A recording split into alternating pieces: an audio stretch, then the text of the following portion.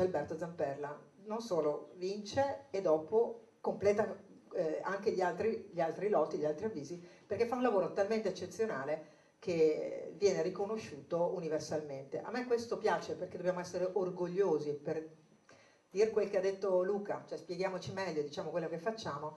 Alberto, a te abbiamo dato, perché nell'ultimo incontro Alberto, a cui ho partecipato, Alberto è stato particolarmente duro sul passaggio di come funzionano le cose in alcune parti del mondo: efficienza, giustizia, chiarezza, velocità, certezza delle cose, e le cose che non funzionano qui, per cui i nostri imprenditori sono dei veri eroi quando si mettono a investire le proprie risorse. E quindi, siccome Amol Veneto dice: pretendo dallo Stato che ci organizza, quindi noi pretendiamo dallo Stato giustizia, equità ed autonomia, io do la parola ad Alberto Zamperla. Grazie Elena e buongiorno a tutti quanti. Io sono un povero emigrante, mi tocca lavorare all'estero perché l'Italia non mi dà abbastanza lavoro. Ho tentato di fare progetti ed amo il Veneto ed amo la Repubblica di Venezia, e trovo che questa città che ha conquistato terreni aveva però in sé gente di valore. Pensiamo a Marcantonio Bragadin, a Morosini. Quindi per fare una grande Stato, hai bisogno di gente che hanno coraggio. Ed è per questo che sono qui con Elena, perché Elena ha coraggio. Ritengo che se le cose non vanno troppo bene in Italia ci siano mancanza di due aggettivi: il coraggio e la coerenza. Dobbiamo essere più coraggiosi, dobbiamo avere il coraggio di dire quello che pensiamo e dopo dobbiamo essere coerenti. Se lo diciamo, dobbiamo farlo. Oggi dovevo essere in Qatar, sono arrivato dagli Stati Uniti 2 giorni fa, sono riuscito a organizzare in maniera tale che chi mi deve incontrare mi incontrerà in un'altra occasione. Il giorno 5 riparto per gli Stati Uniti, faccio circa 300.000 miglia all'anno, visto che le compagnie aeree ti danno il frequent flyer, i bonus, quindi tengo nota di quante miglia faccio. Quindi mi do da fare in giro per il mondo. Ma è possibile che questa nazione non mi dia la soddisfazione di fare qualche cosa di bello? Li ho fatti in tutto il mondo, li ho fatto, diciamolo in silenzio perché attualmente non va tanto di moda, anche in Corea del Nord.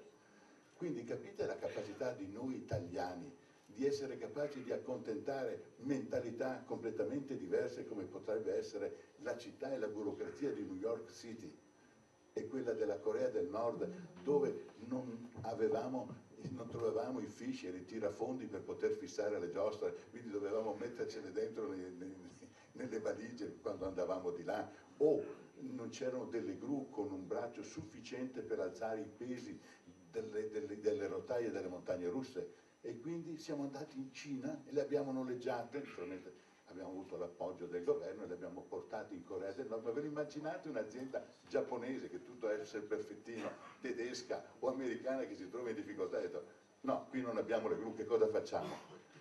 Noi italiani siamo bravi, ma perché devono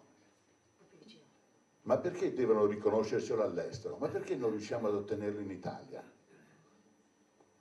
Adesso vi racconto la storia, l'ho scritto perché ho un difetto, sono passionale, mi lascio prendere dalle cose, dopo non vorrei dire delle cose che dopo magari dovrei pentirmi. Giustizia, equità, autonomia, non sono solo belle parole che descrivono le qualità essenziali di una società democratica e liberale. Sono infatti e soprattutto, perdonate, faccio l'omaggio alle mie origini metalmeccaniche, ingranaggi tanto importanti quanto delicati di una macchina complessa, qual è il nostro Stato. Ingranaggi che per funzionare bene richiedono continua e attenta manutenzione. L'iniziativa economica è libera se e solo se la giustizia tutela i diritti che ne sono le fondamentali premesse. Mi riferisco ai diritti del lavoro, come a quelli della proprietà, di accesso al credito, e ancora ai diritti che tutelano l'esatto adempimento dei contratti. Se si fanno dei contratti, dopo devono valere. L'equità, per come la intendo io, è l'altra faccia della stessa medaglia. L'equità, complementare del concetto di giustizia, è un risultato possibile solo in presenza di vera solidarietà, che è questione diversa dall'assistenzialismo. è invece prossima all'equa ridistribuzione delle risorse e al giusto riconoscimento dei meriti. Già qualcuno l'aveva, vero dottore, l'aveva parlato, i meriti sono importanti, la meritocrazia è fondamentale per lo sviluppo, però c'è qualcuno che questa meritocrazia qui non ce l'ha lasciata, ha voluto creare un appiattimento, ma abbiamo il coraggio di dare le colpe a chi ha imposto quel tipo di cose. Dovremmo farlo una volta, come è stata fatta la revisione dopo la seconda guerra mondiale. Tante cose che non vanno bene e che continuano in qualche maniera ad appesantire il nostro sviluppo. Dovremmo prima o dopo avere il coraggio di fare una conferenza e dare nome e cognome a chi ha portato questi fardelli che ancora oggi minano e deperiscono.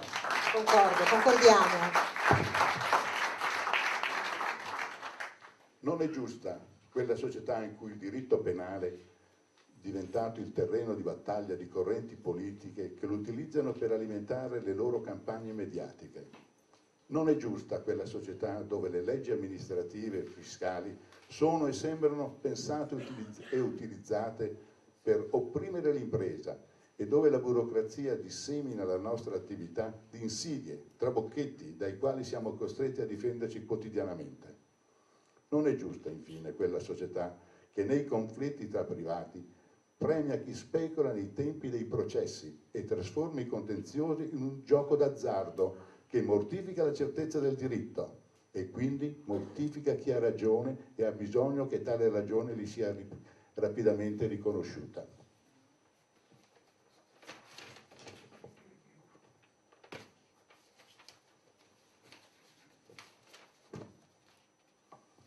Se crediamo e vogliamo una società giusta, equa e liberale, dobbiamo poter lottare per affermare i nostri diritti e dobbiamo però essere pronti ad accettare ciò che implica inevitabilmente anche dei sacrifici, ma i sacrifici sono accettabili in famiglie, così pure nel vivere civile, quando è riconoscibile un progetto comune e quando sono condivise le regole per raggiungerlo.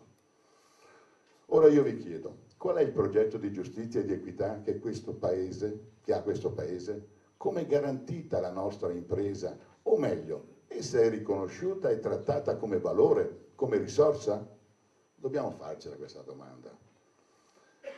Chi mi conosce sa che sono d'indole battagliera e per nulla incline al vittimismo e tantomeno alla rassegnazione.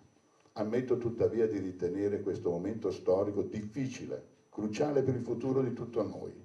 E allora non abbiamo altra scelta che non sia quella di restituire alle parole i loro significati, più veri e preziosi, e di onorare quei significati con i fatti, con il coraggio dei comportamenti e di pretendere senza esitazione che altrettanto faccia chi ci governa. Grazie dell'attenzione.